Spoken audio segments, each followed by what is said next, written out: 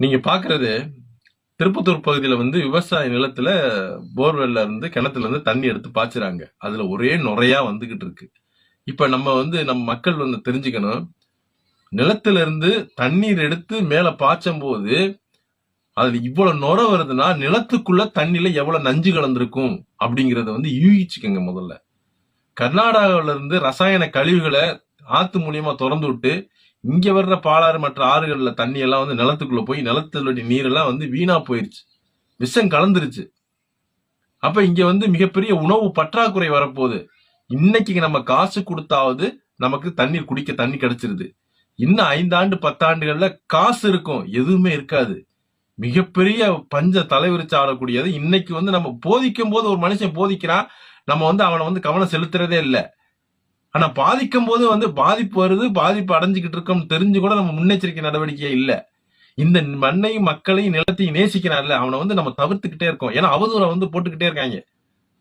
இங்க ஆட்சிக்கு வர்றவங்க எல்லாம் வந்து இலவசத்தை கொடுக்கணும், வெற்றி வாக்குறுதிகளை கொடுக்கணும், மக்களை ஏமாத்தணும், அதிகாரத்துக்கு வரணும், அவனோட தேவைகளை வந்து பூர்த்தி செஞ்சுக்கணும். அவ்வளவுதான். இன்னைக்கு அன்னை விஜய் முதற்கொண்டு அதுதான். நேற்று என்ன சொன்னாரு, இன்னைக்கு என்ன நடந்துகிட்டு இருக்குன்னு கண் கூட மக்கள் கவனிச்சுக்கிட்டு இருக்கீங்க. முதல்ல புரிஞ்சுக்கங்க.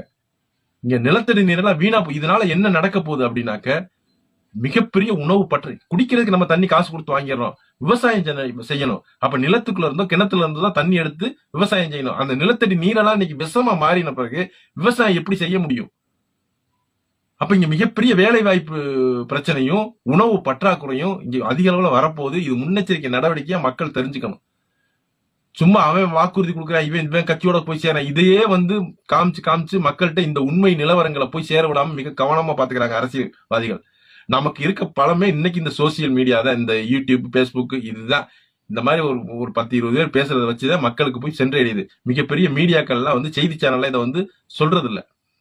அவங்க இவனோட போய் சேர்ந்தேன், அவனோட போய் சேர்ந்தேன், இவனை கைதாகிறாரு, இவங்கெல்லாம் உத்தம புத்திரன் யாராச்சும். மக்கள் கவனிங்க, அரசியல் கவனிங்க. நமக்கு இருக்க ஒரே வாய்ப்பு என்ன தெரியுமா? வாக்கு செலுத்துற வாய்ப்பு தான். நீ நம்பி வாக்கு செலுத்தினா உன்னை வீட்டை இடிச்சா கூட உன்னை கேட்க நாதி கிடையாது. அதுதான் இன்னைக்கு நடந்துகிட்டு இருக்கு. நேத்து பட்டா கொடுக்குறோம்னா இன்னைக்கு வீட்டை இடிச்சு தள்ளிட்டு போயிட்டே இருக்காங்க. ஏதாச்சும் கேட்க முடியுதா? நேத்து வேலை வாய்ப்பு உறுதி செய்கிறோம்ன்றாங்க. இன்னைக்கு எவனுக்கு வேலை வாய்ப்பு இல்ல, ஒண்ணு இல்ல, தெருவில் இறங்கி போராடிட்டே இருக்க, அடிச்சு மிதிச்சு எல்லாத்தையும் அப்புறப்படுத்துறாங்களா? இதுதான் நடக்கும். இந்த மண்ணையும் மக்களை யாரு நேசிக்கிறானோ அண்ணன் சீமான் தான் எப்பவுமே மாற்று இந்த நிலத்துல. வேற யாரு மாற்று இல்ல. இன்னைக்கு இருக்க உலக அரசியல் தலைவர்களே சூழியலை குறிச்சு பேசக்கூடிய ஒரு அரசியல் தலைவன் இன்னைக்கு நடைமுறையில நிகழ்காலத்துல ஒரு அரசியல் தலைவன் இருக்கான்னு அது அண்ணன் சீமான் மட்டும்தான். மக்கள் வந்து கைவிட்டுறாதீங்க. இனியாச்சும் வருங்காலத்துல இருந்து மாறிக்கங்க.